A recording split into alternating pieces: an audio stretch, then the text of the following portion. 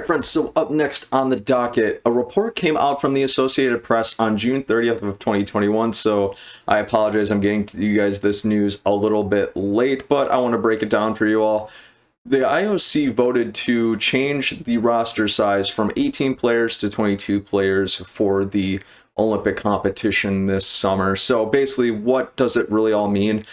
What it really means is I'm going to explain this to you in a before and after scenario sort of situation and also give an example to kind of hammer it home. So before the IOC approved this rule change, each Olympic roster is only allowed 18 players with 4 alternates. Hypothetically speaking, if one of those 18 players got injured at all during any of the competitions within the Olympics, the applicable coaches could, in fact, take out that injured player from the 18 and swap it with an alternate of their choosing. However, once that change was made, the injured player could no longer play for the rest of the Olympic competition.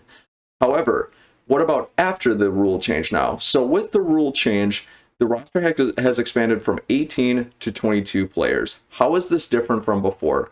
Basically, for example, in this case, you're still only allowed to pick 18 players for your game day roster.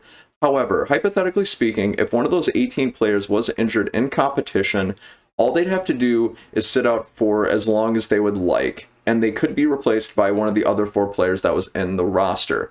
However, rather than having that injured player not be able to play in the rest of the Olympic competition, they could still play in maybe a game or 2 later with no problems and no issues. So, for example, say Lindsey Horan got hurt in the Olympics at some point. Say game 1, she gets hurt against Sweden. I'll knock on wood just to be sure that doesn't happen, but say she gets injured in the first game.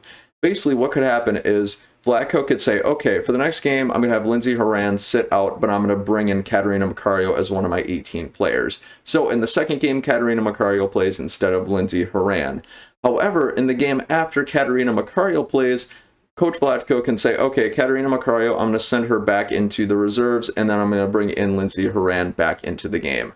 Previously, he wouldn't be able to do that. He would have to send Lindsey Horan away for the remainder of the competition, but now he doesn't have to worry about that. So it's a really good win-win situation for Vlatko and the rest of the U.S. Women's National Team as well. So just to outline specifics, I'm going to link the article down in the description below just so you guys can read it for yourself. But here are my overall thoughts on the rule. I think it's an absolute stellar move by the IOC in general.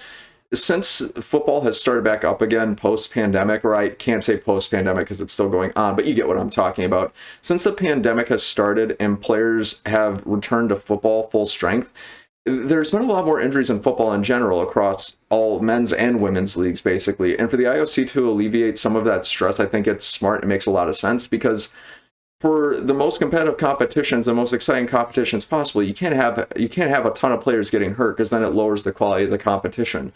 So why not make it a little bit easier on teams and alleviate the stress a little bit more? Coaches who have advocated for this, the Netherlands coach Serena Wegman has been on board with it, and obviously Coach Vlatko Andonovski has also been on board with it as well. It's all in the article that I linked down in the description. And as a U.S. Women's National Team fan, I'm really pumped for it because it only increases the depth of the roster that the U.S. is bringing. So a little biased in that respect, but still overall, I think there's something for every team and every team fan to really love in this rule change overall. One thing I do want to bring up, I know this rule change might beg the question, so now since it's expanded to 22 players, will Vlatko take in different alternates than he did before? And I want to point out it's kind of a moot point at this point because this rule wasn't actually approved until after all of the teams had to submit their full rosters. So even if Vlatko wanted to change up who he took to the Olympics, he couldn't have because the roster is already submitted. And this rule change wasn't approved till after all the rosters were submitted, so he couldn't make the change anyway. So that's my thoughts on it, ladies and gentlemen. But I want to know, what do you think of the rule change? Whatever you think, feel free to comment below and let me know whatever your thoughts are.